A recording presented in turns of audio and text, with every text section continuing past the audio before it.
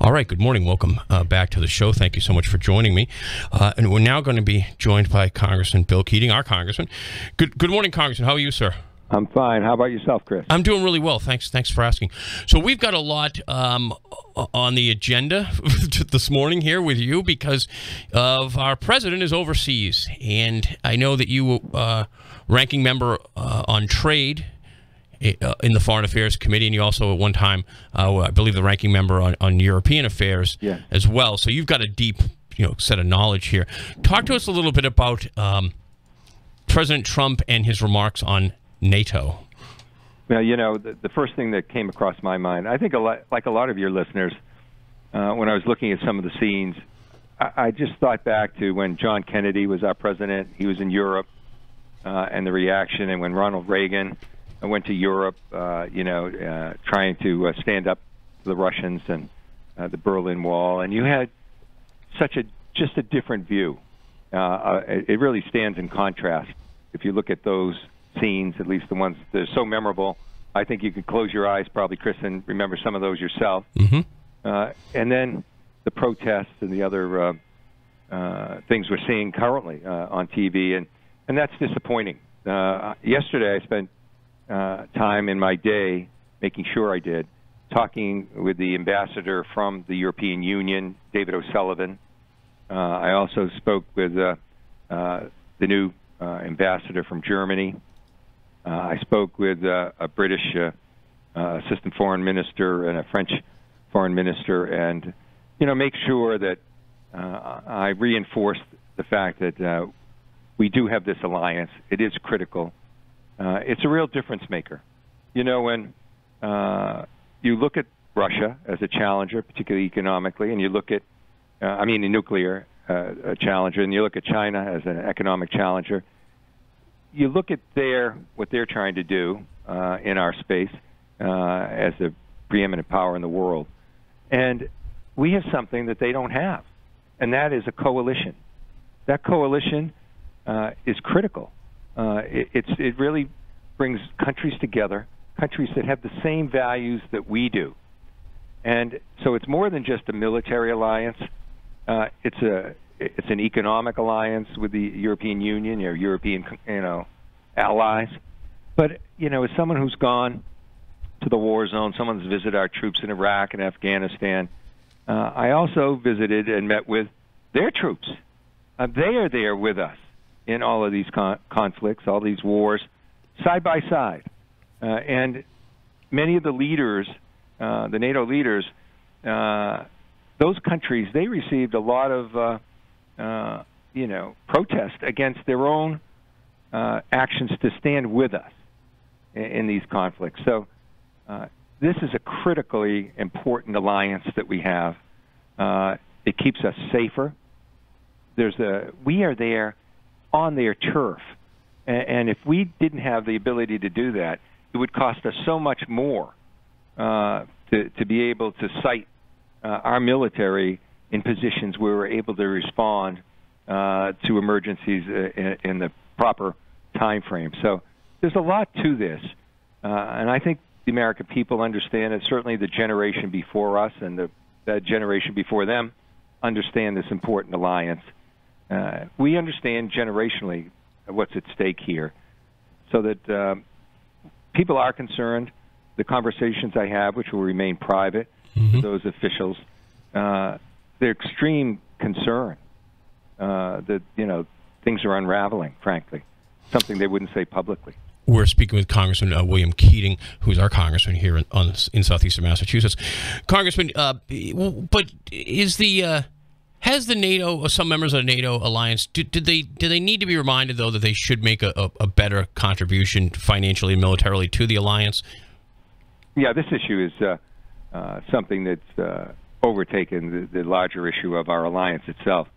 When I travel to Europe, when we meet with NATO countries, we get briefed before, and we can choose to work with our State Department, and what we want to put as a common thread of discussion. And I have brought that issue up in travels with Europe. I've said that we want to have a commitment, and we're we want you to continue that pledge forward. And that pledge hasn't ripened yet. They are making some movement in that direction.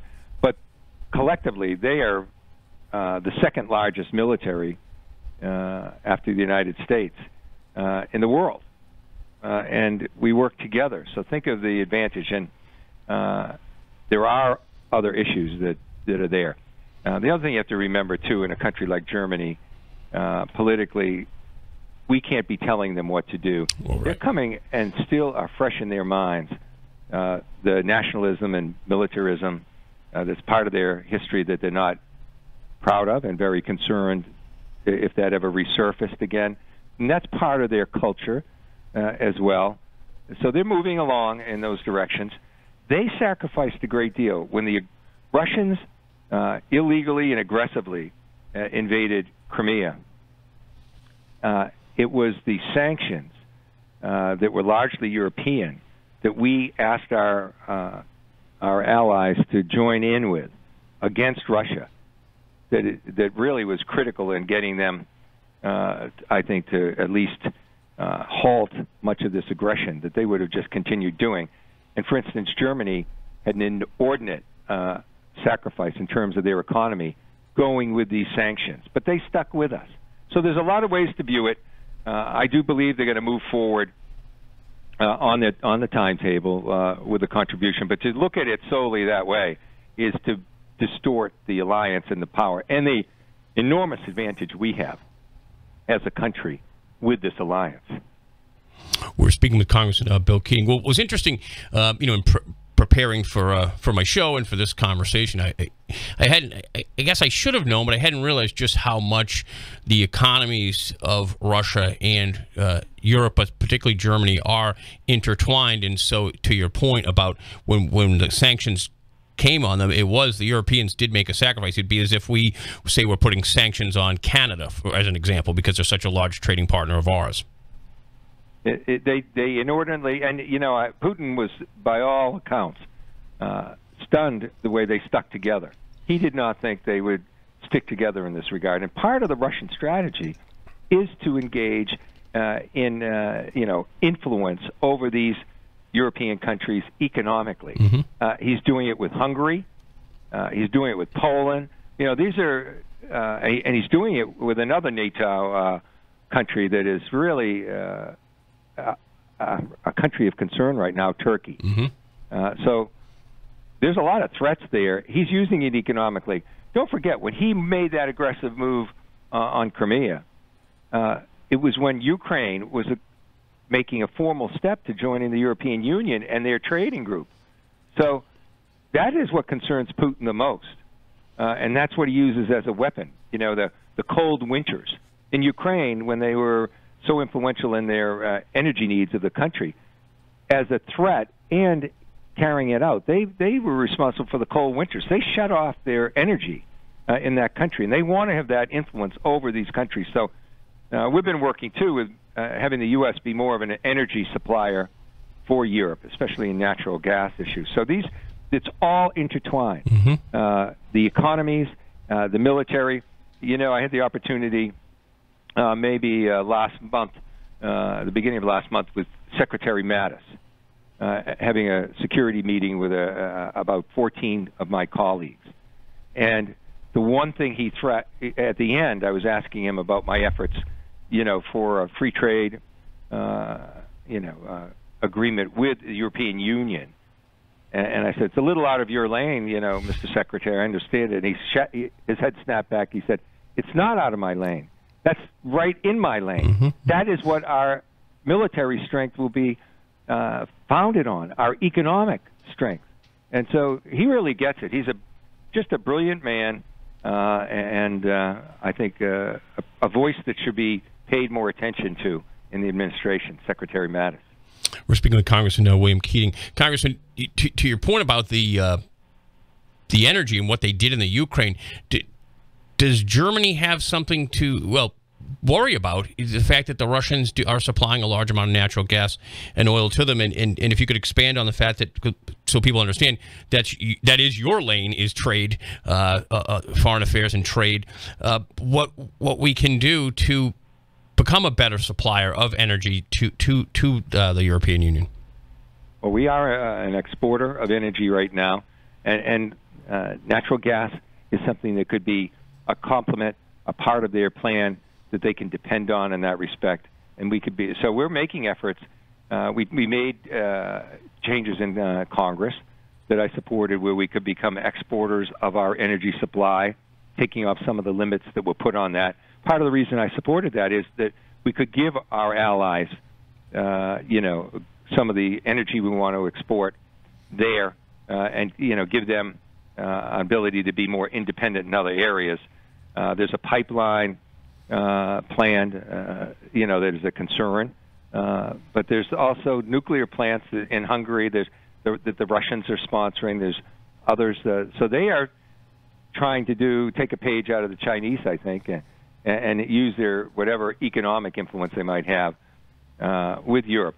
Russia is not a strong economic country, and that's part of their problem. They're below Spain in terms of their economic influence. So, honestly, we view Russia sometimes in the lens of the old Soviet Union.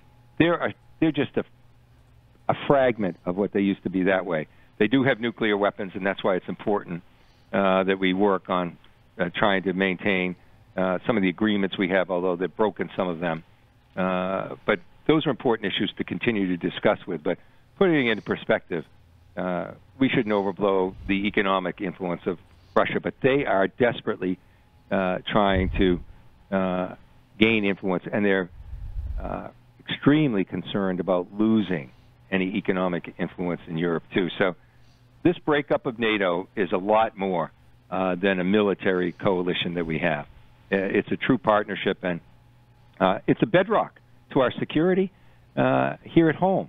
As someone that's on the Homeland Security Committee as well, I understand the partnerships are there. I traveled throughout Europe meeting with the intelligence heads of all these NATO countries. I was at the NATO command meeting with them because of the issue of returning foreign terrorist fighters, those fighters that had gone to Syria to fight and then were coming back to their respective countries. We only have a couple of hundred of those people in the United States. They have thousands in Europe. However, some of them are European citizens. So as they go back to those European countries as citizens, they're that much closer to coming to the U.S., and that was our concern. So we met with our allies there, and I must tell you, the information sharing, the way we're working together, is critical not only to their defense, it's critical to our safety here back at home. So that these are things that we cannot allow any daylight through our seamless coalition. We cannot allow this to be fragmented. And this is one of the greatest security concerns that we have right now in our country. That's just, and we're only seeing because of more guarded diplomatic comments on the other side of the Atlantic, some of their comments, but private conversations, they are concerned. And these are things that we really have to work hard. Now, Congress, the Senate and the House both took resolutions supporting NATO this week to make sure that that was very clear to our allies. And one of them was unanimous, the one in the House. The other was 97-2 in the Senate. So, I mean, that's what we did from the congressional side. That's why I had those meetings to reinforce this yesterday. That's why I'm working, frankly, on the tariff issue in the opposite direction, reducing the tariffs across the board between the European Union and the U.S., and building a trade relationship and being able to exert what together amounts to over half the world's GDP. The European Union, the United States, over half the world's GDP. And if we're going to try and make China conform to a semblance of the rules, if we're doing it together with that kind of power and influence, that's the way you get China to react. The way we're doing it now, it's evolving into a trade war where both sides lose, and the American public will be paying more for their consumer goods in short order. So there's a better approach to this. And I must say, people like the outgoing chair of Foreign Affairs, when I had this discussion and have been leading some of these discussions, he's on board with that himself. So there's support for this on both sides of the aisle. We're speaking with Congressman William Keating. Congressman, so just to double back on that resolution that would pass unanimously in the House and basically unanimously except for the two Libertarians in the Senate. Right. So it really was, let me ask you this question. It was shocking to me that you folks did that. Talk a little bit more about that support. I think that's unprecedented, isn't it?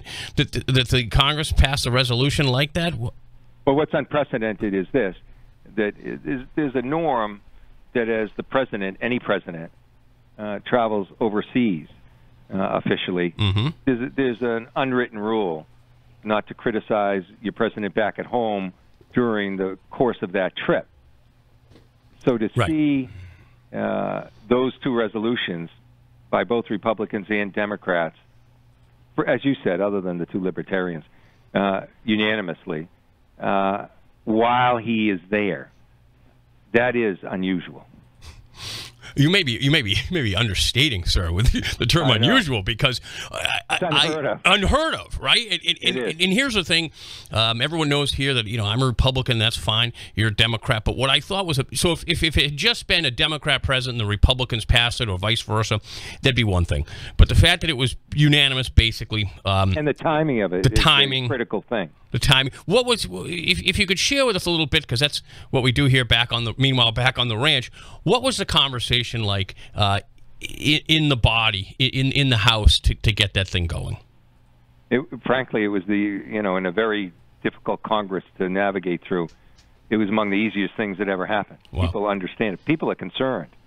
People know how important this is, both to our security and our economy. And frankly, it was an opportunity for some of my Republican colleagues to express something that they didn't express. There's great opposition to these tariffs on the Republican side. Those Republicans that represent agricultural states, they are going to get hammered when these things start taking effect. And they're angry. And the conversations I've had, they're angry. However, they do not want to speak out against Trump. So this was sort of an indirect way where I think they could vent some of their feelings because of the tariffs as well, even though it wasn't directly on point. I think it made some of them feel that they're voicing some overall concerns about these relationships as it affects the tariffs as well. But frankly, I can't understand why they're as silent as they are. We're all there to represent our districts, the people and every economist is already getting a handle on what the effects of this tariff war is going to have on many districts, and they're going to the districts that many of the Republicans represent are going to get hit the worst. And I'm amazed they're just not speaking up, at all in opposition to that. I suspect if things go on course, maybe some of them will. We're speaking with Congressman William Keating. So, Congressman, shifting away from Europe for a second, what are your thoughts on what has been developing in North Korea as things continue to develop in North Korea?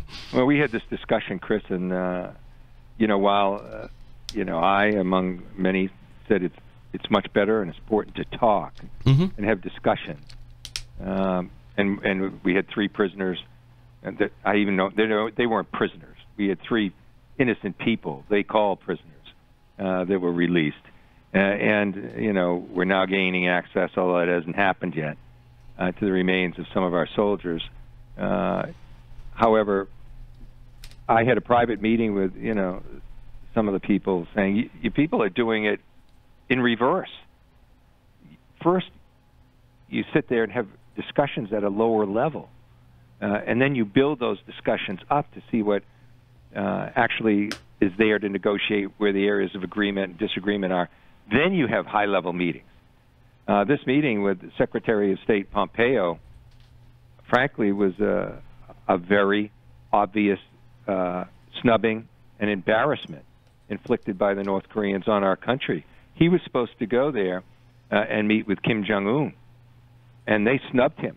They refused to meet, and they gave him a meeting with their intelligence head, who, after the meeting, said the U.S. is talking like gangster-like language, and there's nothing they said that we could ever agree with. I mean, astonishing. Not that the Koreans don't act like this, North Koreans, in terms of their strategy, but astonishing how harsh it was, and the embarrassment that caused when that same intelligence head came to the United States. And I didn't agree with this being done either, honestly. I cringed when I saw it on TV. But not Kim Jong-un, but their intelligence head, the person responsible for blowing up a vessel, a South Korean vessel, the person that obviously had a hand in the cyber attack on the U.S. that they committed against us. The president greeted that, non-head state leader, and even walked him out to the car, with a photo of that. Those things might seem insignificant to people listening. That's the way people view internationally who's winning, who's losing, who has the upper hand. And even though they might seem trivial, they're not. And the fact we were snubbed in that meeting in other countries, that sends a terrible message. We're speaking with Congressman Bill Keating. Congressman, before I let you go, just wanted to see if you've got anything else that you'd like to bring to the listeners here. We weren't able to get, because of the holiday, our great holiday, the 4th of July, we weren't able to get together last week. But is there anything else you'd like to tell the folks back here in your district?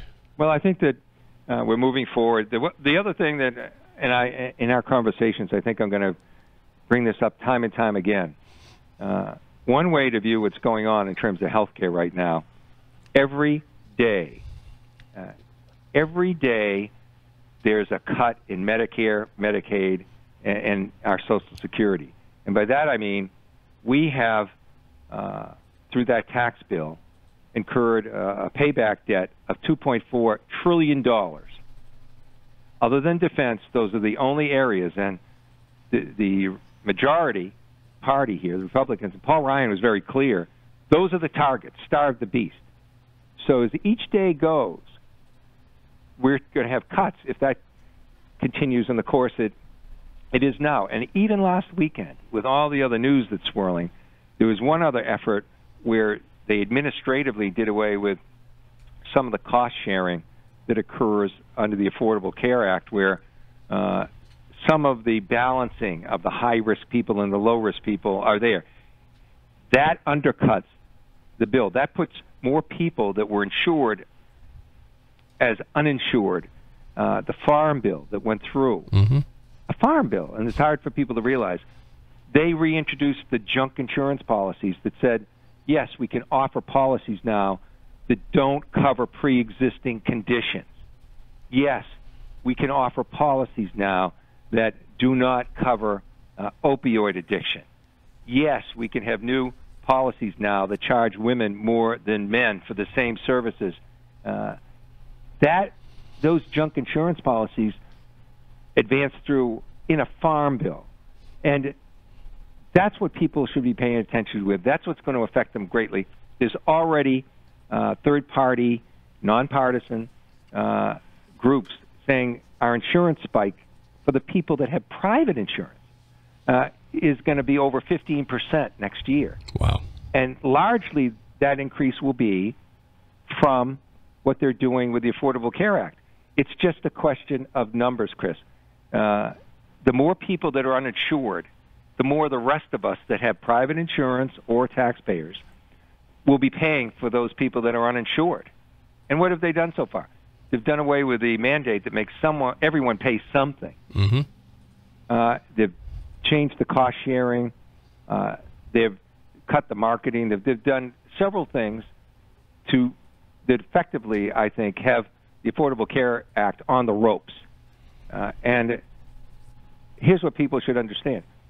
In our country, if people are seriously sick and they go to the hospital, we don't lock the doors on them. No. They get treatment.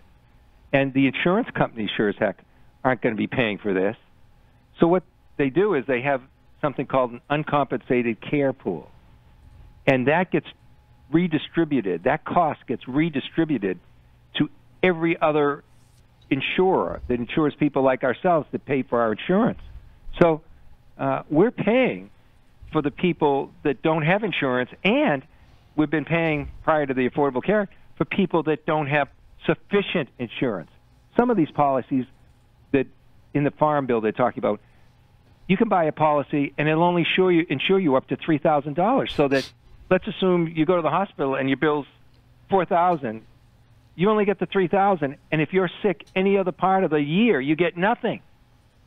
So we pay for that. It's a cost shifting that is unfair, and the magnitude of it before the Affordable Care Act. Just to give you a quick example, I'll let you go. But a person had a family plan that's paying maybe their share $3,000 or $4,000.